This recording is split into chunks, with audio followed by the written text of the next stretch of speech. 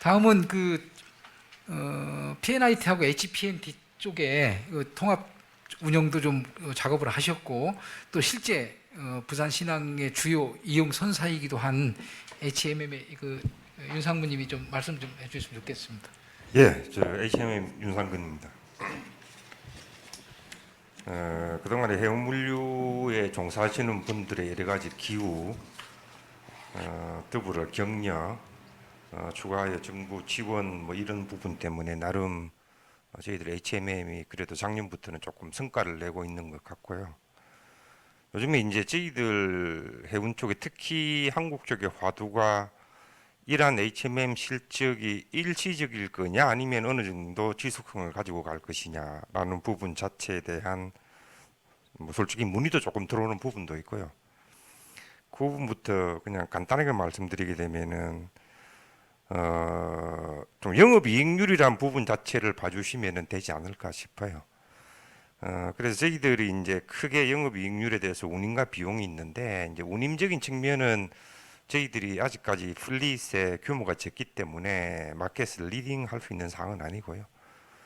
비용적인 측면으로 보면은 선박 비용하고 물류 비용 자체가 있는데 나름 직원들의 여러 가지 좀 적극적이고 뼈를 깎는 열심히 일하는 그런 모습으로 많이 조금 경쟁력 있는 체제를 갖췄다 보고요.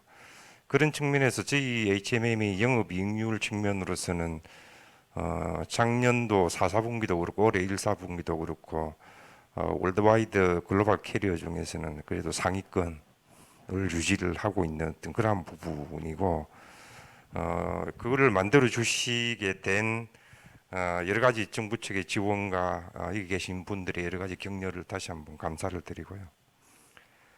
저희 HMM 같은 경우는 특히 부산 지역 같은 경우에는 터미널 운영사이기도 하면서 선사의 그 양측의 측면을 가지고 있어서 사실 이제 이슈가 될 때에 저희들 취하는 포지션이 조금 왔다 갔다 합니다, 현실적으로. 그래서 그러한 부분 자체가 조금 애로사항이 있는 부분은 있고요. 뭐 아시겠지만 통합을 하고자 하는 부분 자체에서의 이제 부산항의 경쟁력이라는 부분 자체는 차후를 하더라도 저희 이제 HMM 자체의 어떤 목적이라고 할 수 있는 부분 자체는 당연히 저희들이 이제 서비스를 더 좋게 만들고 터미널의 수익력을 더 확보하고자 하는 부분 자체가 통합의 목적이 될 겁니다. 그래서 이제 서비스적인 측면은 당연히 이제 하역 장비라든지 선석의 어떤 운영의 효율성이 높기 때문에 그 선박의 어떤 물량 처리에 대한 활용도가 훨씬 더 높아지고 야드 활용도도 높아질 겁니다. 그를 통해서 이제 처리 물량 자체가 증대가 되는 부분 자체가 당연히 있는 부분이고요. 일단 이제 비용적인 측면으로 봐서도 이제 실질적으로 통합을 하게 되면은 각종 하역 장비 부분 자체에 대한 투입이 적어질 수가 있고 인력 운영 부분 자체의 통합 인력 운영 부분 자체로 인한 효율적인 부분도 분명히 있다고 판단이 되고 뭐 그런 측면에서 이제 이 통합은 추진돼야 된다고 하는 모습이고요. 뭐 아시겠지만 터미널 통합하는 방식은 이제 운영 통합하고 이제 일종의 그 지분 통합이라고 해야 됩니다. 그러니까 완전 통합 이 두 가지가 있는데 그러니까 현실적으로 월드와이드의 세계적인 현상을 봤을 때 운영 통합이라는 부분 자체를 나름 그래도 성공적으로 이끌어가는 것 자체는 아까 전에 진 실장님께서 이야기한 홍콩 정도가 유일한 어떤 성공 사례라고 지금까지는 봐지고요. 그 외에 세계 무수한 회사들의 운영 통합이라는 부분 자체는 성공적인 예가 없습니다. 지금 뭐 저희 국내 같은 경우에도 인천 같은 경우에도 운영 통합 이슈가 계속 협의가 진행되다가 제가 알기로는 지금 현재는 답보 상태인 내용으로 알고 있고요. 그러니까 운영 통합 자체의 가장 큰 이슈는 그 비용 배분을 어떻게 할 것이냐라는 부분 자체가 가장 큰 핵심입니다. 그게 터미널별로의 투입한 겐츄리 크레인 야드 장비에 대한 투자 비용의 차이들, 이자율의 차이들, 물량 처리에 대한 TU당의 그러니까 장비 한 대당에 핸들링 할 수 있는 물량 자체의 차이점, 그다음에 인력에 대한 각종 비용들 차이점, 이제 이 부분 자체를 어떻게 극복해서 비용 배분을 하느냐에 따라 달라지는데, 사실 이 부분 자체가 상당히 조금 쉽지 않은 그런 부분입니다. 그래서 운영 통합이라는 부분 자체는 제가 판단하기에는 터미널 통합으로 가는 하나의 단계고요. 결론적으로 보게 되면 어떤 식으로든지 간에 시너지 효과가 날 수 있는 완전 통합, 그런 쪽으로 가야 되는 부분이 맞다고 저는 판단을 하고 있습니다.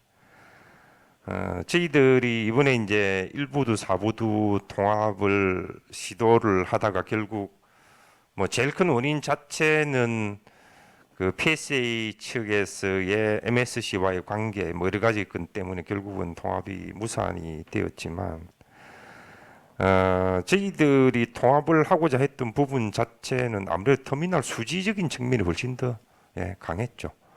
저희들 터미널 자체 여러 가지 좀 좋지 않은 조건도 있고 해서. 근데 이제 저희들이 이 터미널 통합을 하면서 조금 애로사항이 있었던 부분 자체가 여러 가지 사항이 있었는데, 그 중에서도 가장 큰 이슈가 되었다는 부분 자체는 항만 근로자 부분 자체를 어떻게 가져갈 것이냐 라는 그런 부분 자체가 가장 큰 이슈였고요. 현실적으로 지금 각 터미널에 있는 항만 근로자라는 부분 자체를 경영 정책에 의한 어떤 감소라는 부분 자체를 한국 사회에서는 하기가 쉽지 않기 때문에 그런 측면에서의 좀 시너지는 덜 했는데, 아울러 이제 그러다 보니 저희들 쪽에서는 양쪽을 통합을 했을 때 시너지가 나야 되는데 그 시너지 나지 않는 부분 자체에 대한 정부 지원 자체가 좀 상당히 좀 필요했던 부분인데, 그러한 정부 지원 자체가 사실 너무 조금 미미한 부분이 있었다 라는 어떤 그러한 부분 자체를 저희들이 조금 애로사항이 조금 있었고요. 장기적으로 봤을 때 터미널 통합이라는 부분 자체에서는 정부는 뒤에서 조금 지원하는 역할을 해주셔야지 앞에서 나서서 주도를 하는 역할은 조금 저희들이 보는 거 아닌 것 같고요.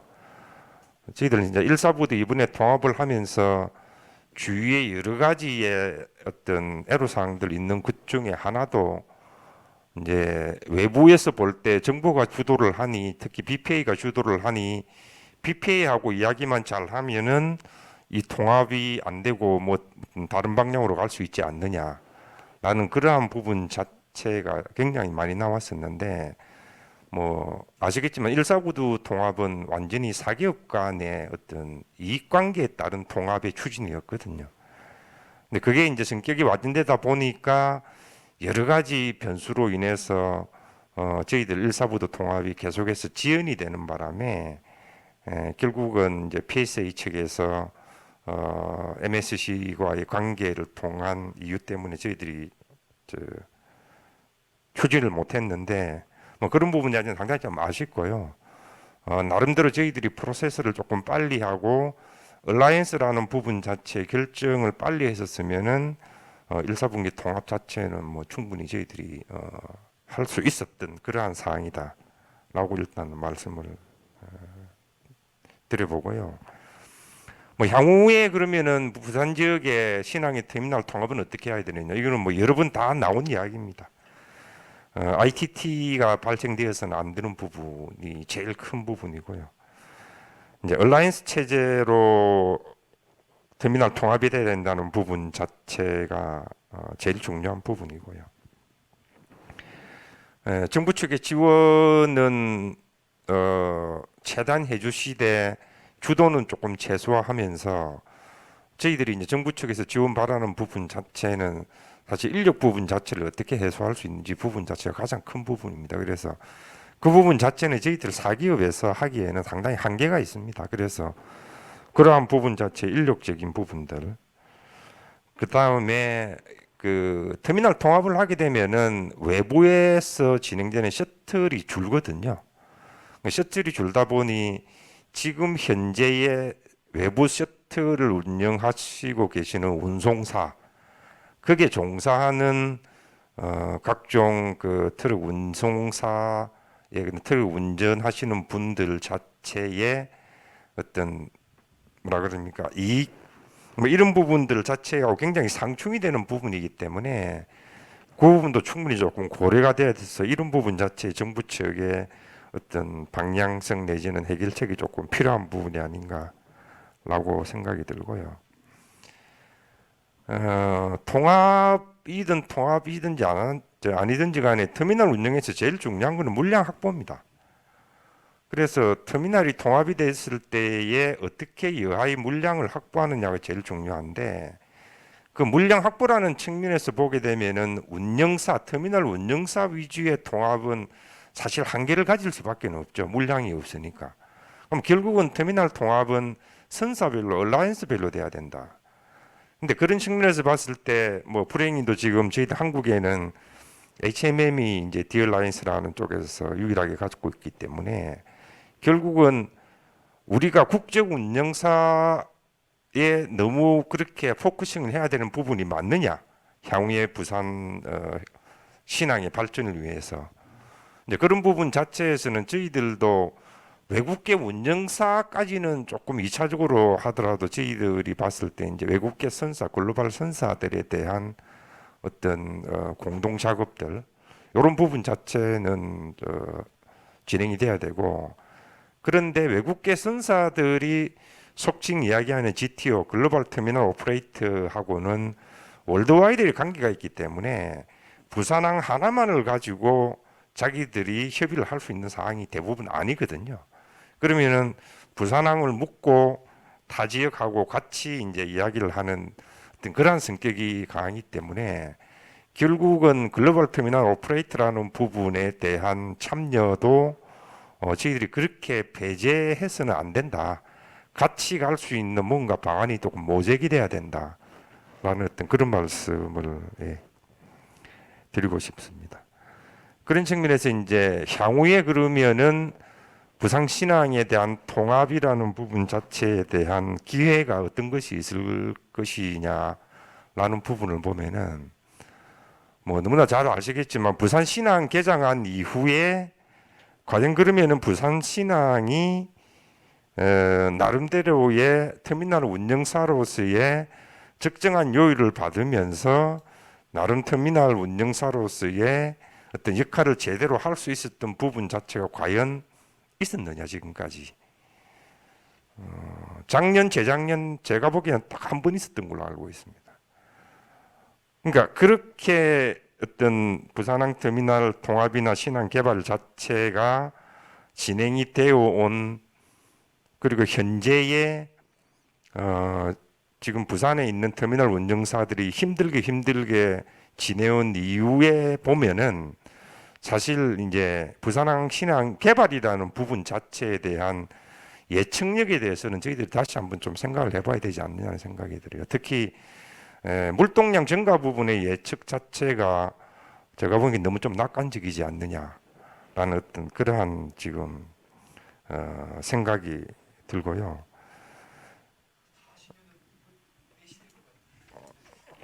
예, 죄송합니다. 그러면 빨리 끝내겠습니다. 아무튼 죄송한데 저희들이 1부두하고 4부두 통합은 이번에 저희들이 디얼라이언스 계약이나 2M 계약을 통해서 보면은 당분간은 진행되기 어려운 사항. 저희들이 5년 계약을 했기 때문에 어떤 식으로든지 간에 단일 얼라이언스가 아닌 상황에서의 어떤 터미널 통합 자체는 시너지가 있을 수가 없으니까 그래서 향후 5년 동안은 굉장히 어렵다. 그러면 저희들이 포커싱을 해야 되는 부분 자체가 이제 큰 터미널이 나오는 2-56이 개장이 될 때 2026년도 정도로 저희들이 포커싱을 해야 되는 어떤 그런 상황인데 문제는 이제 2M이라는 회사가 PNC하고는 저희들 디얼라이언스보다 더 장기 계약을 했기 때문에 결국은 2-6이 오픈되는 시점에서도 경쟁을 할 수 있는 부분 자체는 디얼라이언스 물량을 가지고 다시 부산 신항 전체 터미널이 조금 매달려야 되는 그런 측면에서 제일 중요한 부분 자체는 아까 여러분도 말씀하셨지만 북항이 물량 이전인 것 같아요. 그러니까 북항 자체의 물량 이전이 2026년도 오픈되는 시점에 동시에 되지 않으면은 부산신항 전체가 다시 한번 혼란에 빠지면서 터미널 전체의 운영사가 굉장히 힘들어지는 어떤 그러한 상황으로 진행될 거라고 말씀을 드리고, 제가 너무 길게 해서 죄송합니다. 여기까지 하겠습니다. 예. 요거는 해양수산부 쪽에서 답을 줄 게 많은데 그건 이따가 아예 토론할 때 말씀해 주시는 거로 하고, 지금 제가 말씀하신 거에 대해서 제 반론 제기하는 거는 아닌데, 저변에 쭉 깔린 게 일반적인 물동량 증가에는 부산신항에 한계가 있을 거다라는 거는 인식을 같이 하는 것 같습니다.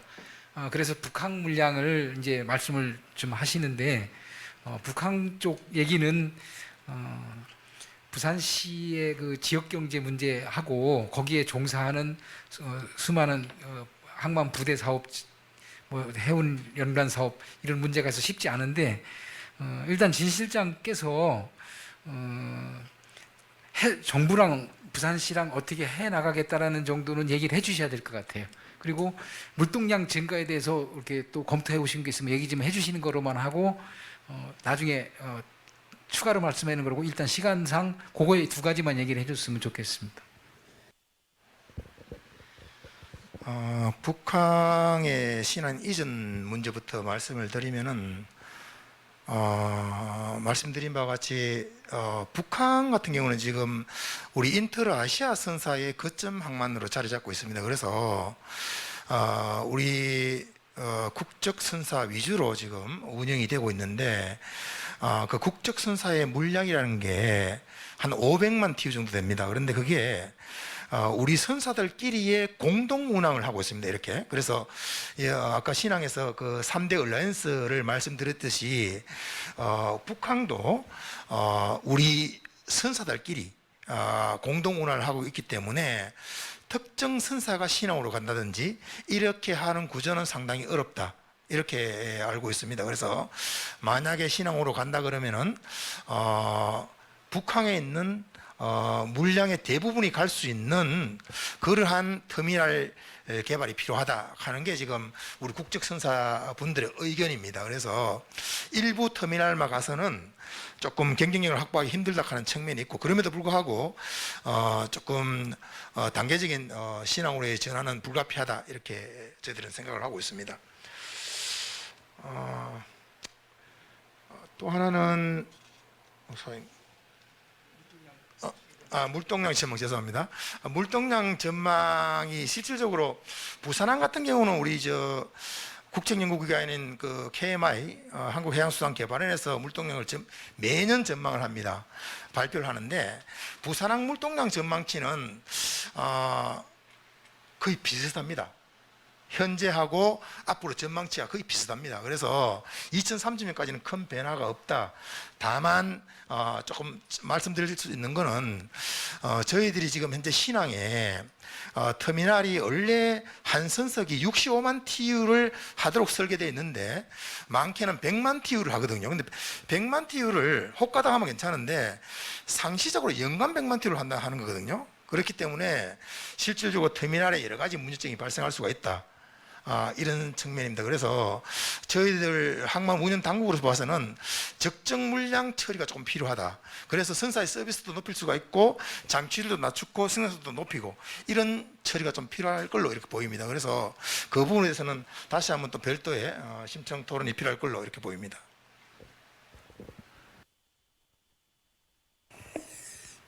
제가 이게 유튜브에 중계된다는데 좀 부담스러운 얘기는 하나는 찌고 넘어가야 될 것 같아요. 부산은 북한과 신항의 그 투체제로 돼 있고요. 터미널 운영사가 어찌됐든 여러 개가 있는 그런 상태인데, 물동량 증가율은 이제 약간 1, 2%대로 이제 안정화가 되는 것 같아요. 그럼 거기에 맞춰서 터미널 운영사가 운영 계획을 세우고 있고, 거기에 맞춰서 이제 여러 가지 고용도 하고 뭐 수익 계산도 하고 이렇게 하는데, 항만을 공급하고자 하는 쪽에서 자꾸 좀 천천히 해도 된다 하는데 제가 깊이 들어가면 안 되니까 부산항만공사는 발언권이 간접적이고 없습니다.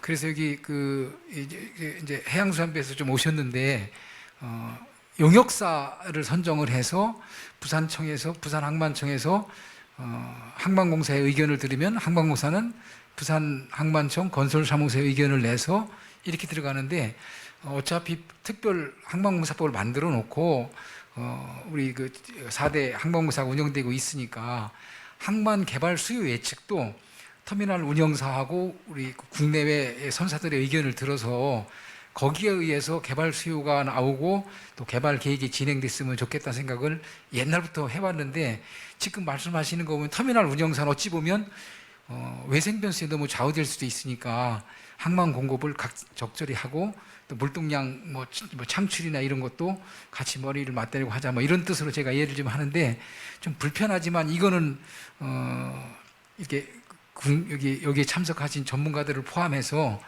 항만 개발 기본 계획에 대해서 조금 시스템에 조금은 보강이 좀 돼야 되지 않느냐. 그거는 항만을 운영하는 항만공사, 그다음에 거기에 단위 터미널 운영사, 그다음에 이용하는 선사들이 항만공사의 그 라인을 타서 정부 쪽에 이렇게 전달이 되면 그게 지금 반영이 되는 그런 체제가 되면 나중에 통합과 같은 이런 문제에 있어서도 조금 더 문제가 덜 복잡해지지 않나 뭐 이런 좀 생각을 하고 있습니다.